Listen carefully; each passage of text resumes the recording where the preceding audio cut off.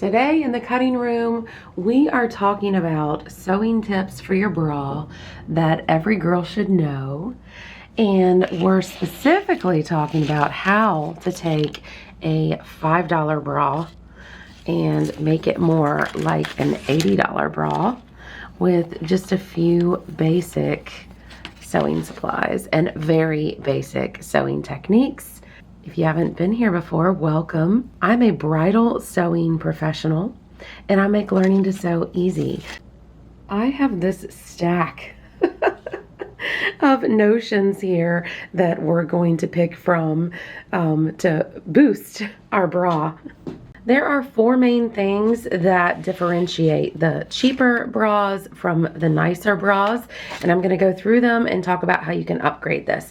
So number one, when you're looking at more expensive bras, I know this is a little overexposed, but I just wanted you to be able to clearly see what this is. When you're dealing with a more expensive bra, and this one is more in the $80 category, you get much wider straps than what you see with the very cheap bras. Now, one thing that we see on this cheap bra and the more expensive bra is this satin elastic. You want to make sure that when you upgrade your elastic, which is a very easy thing to do, that you go ahead and work with this satin type elastic. See how it is this soft, cushiony feel to the back side, and on the outside it's got more of this satin look. When you're sourcing this elastic, I like to get mine from Materials and Notions lingerie suppliers from Etsy. That's where I found to be one of the best sources, and I will link a source down for you below, not sponsored, but one that I like. Basically, when you are searching, you're going to search for satin elastic. That's the name of it. This type of elastic comes in varying widths and colors, which is really fun. This one even has a metallic woven in. The main thing you want to be sure of is that you don't get a hold of an elastic such as this, the fold over elastic that has this nice little dressy sheen to it, but it doesn't have a very strong stretch to it. So you don't want to get a hold of an elastic that's too weak, because the whole point of a bra is support. Am I right? Here is a little baggie of some satin elastic that I got from M&J Trimming. I just got this like in person at their store in New York City. But this is a nice width and a nice color, and it's thick enough, very supportive. Just to give you a price idea for it, they were charging $3.25 for 5 yards. In my opinion, I do feel like M&J is a little on the higher side for prices, so that can give you an idea of what you could expect to pay for it. In these stores that are owned by these lingerie suppliers, you can also get the sliders so that you can make the elastic adjustable. Now, fun fact, this is just a personal opinion of mine.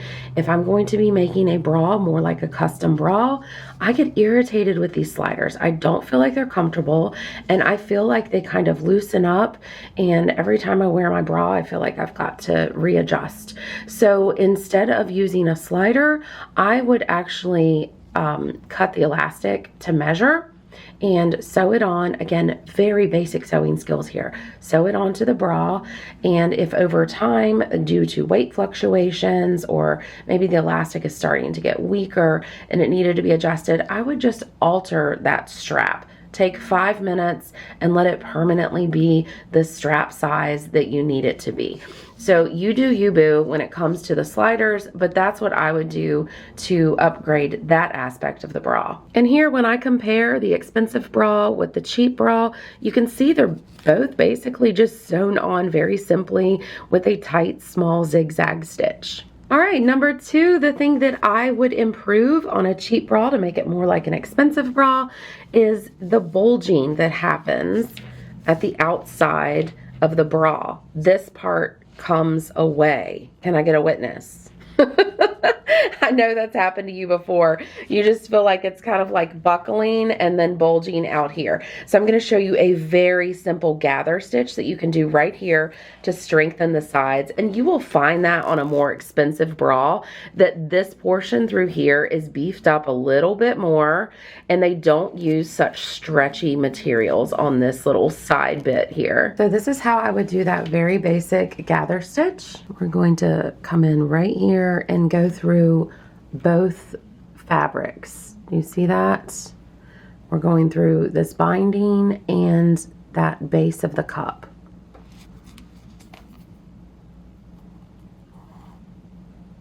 I'm using upholstery thread, and you can use a slightly thinner thread if you want, but this gives lots of support. I would be more cautious in real life of the size of that knot. It needs to be nice and secure, but it really doesn't need to be that big for comfort's sake.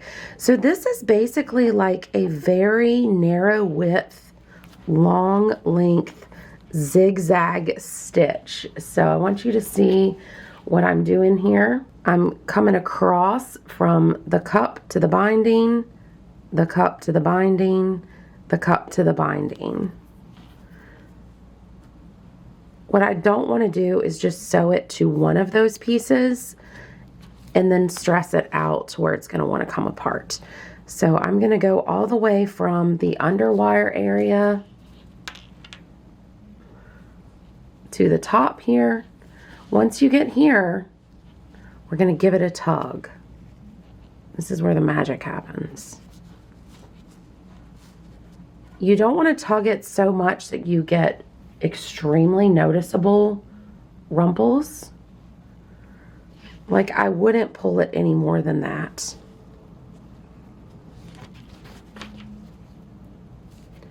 But what's going to happen is this thread is going to strengthen the fabrics against stretch as you have it on. So you're not expecting to get this huge curve out of the stitch. We don't want to do that, and we don't want all those rumples, but we just want to support it. So again, it shouldn't look incredibly different on the outside, and I've got my lighting to where you really see these shadows. If I didn't have my lighting set up like this, you wouldn't even notice these rumples, but I'm doing it just for clarity's sake for you. So when I pull, I'm not feeling any give at all. Whereas over here, when I pull, oh my goodness, so much give. Number 3, more support. So with this, you have the underwire. This, remember, is the $5 bra that I got from Walmart. And of course, the prices are going to vary. These go on sale all the time. You can get them for like $4.98, something like that. But there's not a lot of support here with the underwire. But what happens is this is to sit against the rib cage.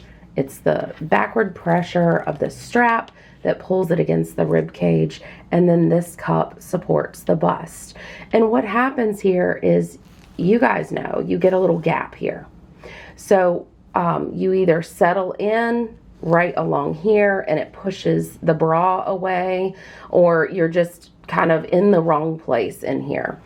That is how push-ups come into play. So not all push-up pads are made to make you look bigger chested.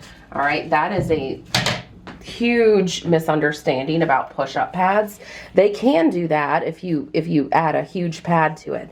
But what it actually does is it lifts the bust to keep it inside of the cup and to keep it from pushing the underwire away from your rib cage. That is what it's really doing.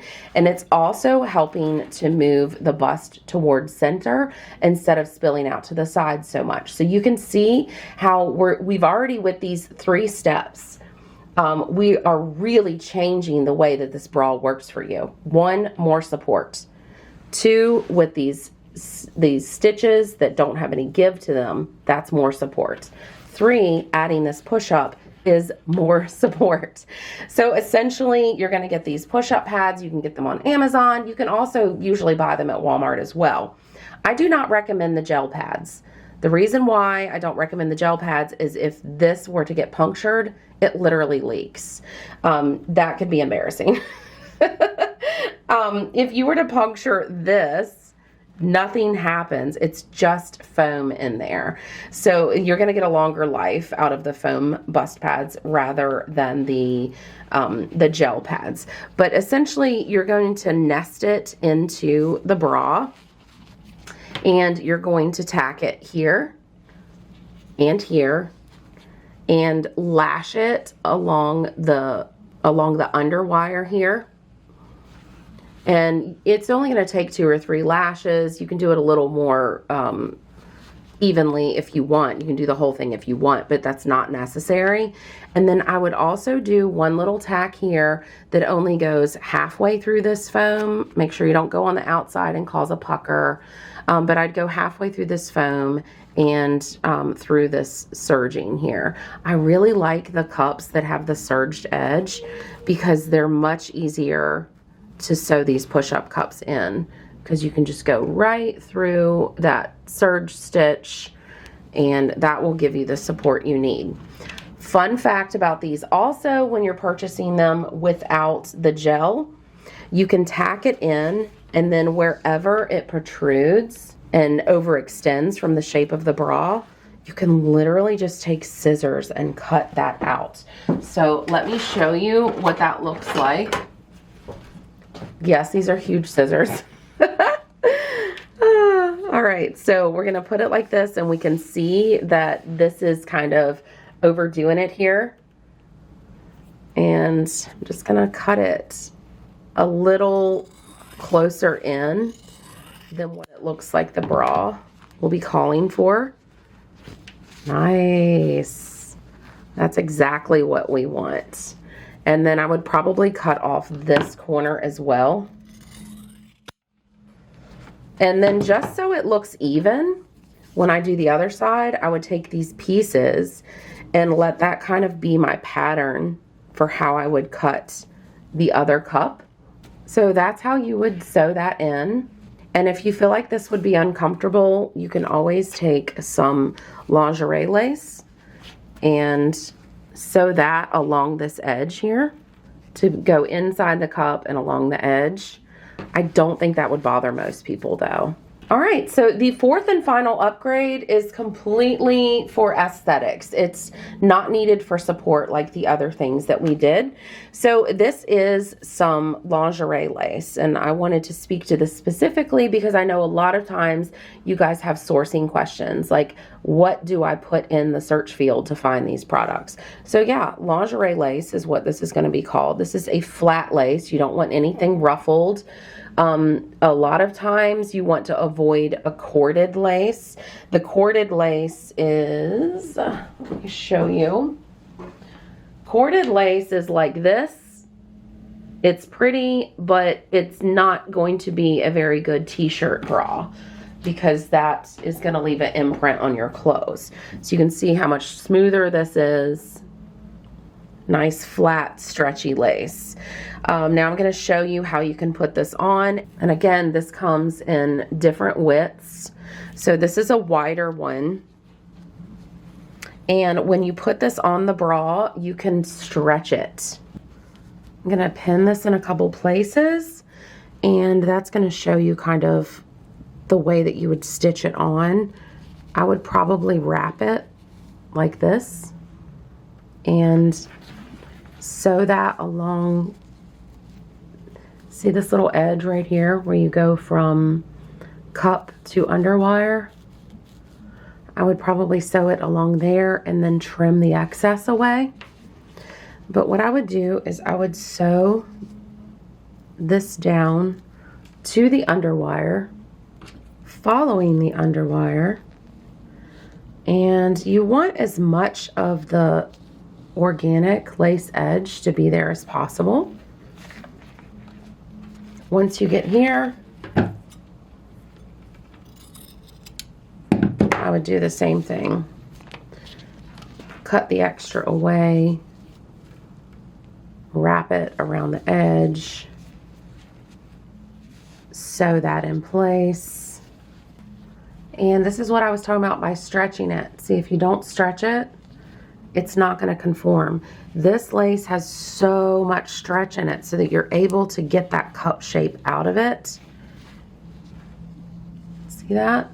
That is so nice. So you could just simply add this 4-inch lingerie lace to it, and that would look very, very pretty.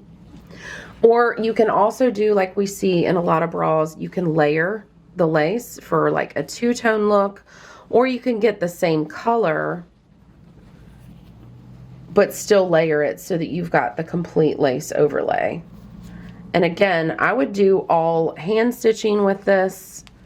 It's nice to put this top layer of lace across here, because doing this is going to eliminate that ridge that you get. You know, the ridge you get in your shirt.